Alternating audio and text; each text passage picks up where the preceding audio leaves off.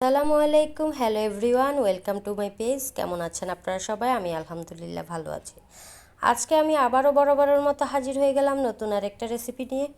আজকে আমি আপনাদেরকে লতি দিয়ে একটা মজার রেসিপি শেয়ার করছি। চলুন চলে যাই মূল রেসিপিতে। প্রথমে আমি কিছুটা লতি নিয়েছি, এগুলোকে কেটে ধুয়ে পরিষ্কার করে নিয়েছি। চুলায় একটা প্যান বসিয়ে দিয়েছি এবং আমার কেটে রাখা লতিগুলো দিয়ে দিচ্ছি। এরপর আমি অ্যাড করে দিচ্ছি 7-8টা পরিষ্কার করে রাখা চিংড়ি মাছ। সাথে দিয়ে দিয়েছি 2টা পেঁয়াজকে 4 খণ্ড করে।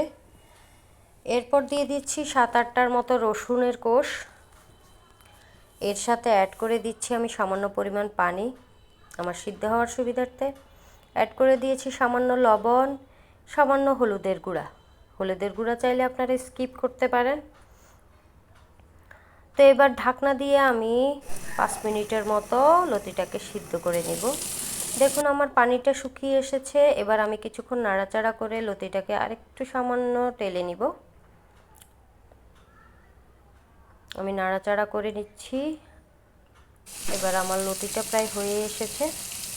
আমি চুলাটা বন্ধ করে দিয়েছি। অন্য একটা চুলায় আমি 4টা শুকনো মরিচ ভেজে নিচ্ছি সামান্য তেলে। আমার শুকনো মরিচটা ভাজা হয়ে যাচ্ছে। এবার আমি একটা বাটনার মধ্যে শুকনো মরিচগুলো একটু পিষে নিচ্ছি। বাটনাটা আমি আমার এক কলিগের কাছ থেকে নিয়েছি আজকে থেকে 4-5 বছর আগে, কিন্তু আমি এটাকে ব্যবহার করিনি। আজকে চিন্তা করলাম একটা ভর্তা বানিয়ে আপনাদের সাথে শেয়ার করি বাটনাটার সাহায্যে।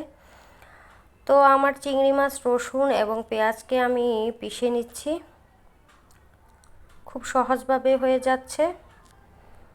দেখুন এরপর আমি এটার সাথে লতিটা অ্যাড করে দিব। লতিটা অ্যাড করে দিয়ে আবারও কিছুক্ষণ পিষে নিব। লতি দিয়ে আমি আবারও পিষে নিচ্ছি, ভালো করে পিষে নিচ্ছি। লতিটা ভালোই সিদ্ধ হয়েছে। তো আমি ভালো করে মিক্স করে নিচ্ছি সবগুলো উপকরণ। আমার ভর্তাটা প্রায় হয়ে গিয়েছে। আমার মনে হচ্ছে একটু লবণ কম হয়েছে, তো আমি আরেকটু সামান্য লবণ দিয়ে দিচ্ছি। এবার আমি এটার সাথে অ্যাড করে দিব 1 টুকরো লেবুর রস।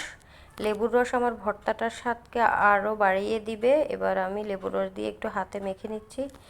এরপর আমি দিয়ে দিচ্ছি খাঁটি সরিষার তেল, যেটা ছাড়া আমাদের ভর্তার স্বাদটা একদমই জমবে না। তো আমি সরিষার তেল দিয়ে একটু হাতে ভালো করে মেখে নিয়েছি। দেখুন আমার ভর্তাটা হয়ে গিয়েছে। কতটা লোভনীয় হয়েছে ভর্তাটা। আপনারা সবাই অবশ্যই বাসায় এই ভর্তাটা ট্রাই করবেন। তো সবাই ভালো থাকবেন, সুস্থ থাকবেন, অবশ্যই আমার পাশে থাকবেন। আল্লাহ হাফেজ।